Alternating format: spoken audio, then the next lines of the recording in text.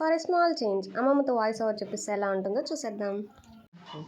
బెల్లం కొట్టి గుండాలో వేసేసి దాంట్లో కాసన్ని నీళ్ళు పోసి అట్లా వంటలంతా కరిగే వరకు దాంట్లో పెట్టి ఆ కట్టితో కెలికినప్పుడు అట్లా పెద్ద పొంగు వస్తుంది. పెద్ద పొంగు వచ్చినప్పుడు మళ్ళీ అది నిలిచిపోయాక గాతాలు వస్తాయి. గాతాలు వచ్చి దిగిపోయేటప్పుడు నీళ్ళలోకి వేసి చేతితో అట్ట అనుకుంటే ఉంటగా వస్తుంది. ఆ ఉంటగా వచ్చినప్పుడు మనకు పాగు వచ్చింది అని తెలుస్తుంది. అప్పుడు దించుకొని పిండి పోసి తెల్ల నూగులు దాంట్లోనే వేసేసి పిండి పోసి యాలక్కలు అన్నీ వేసి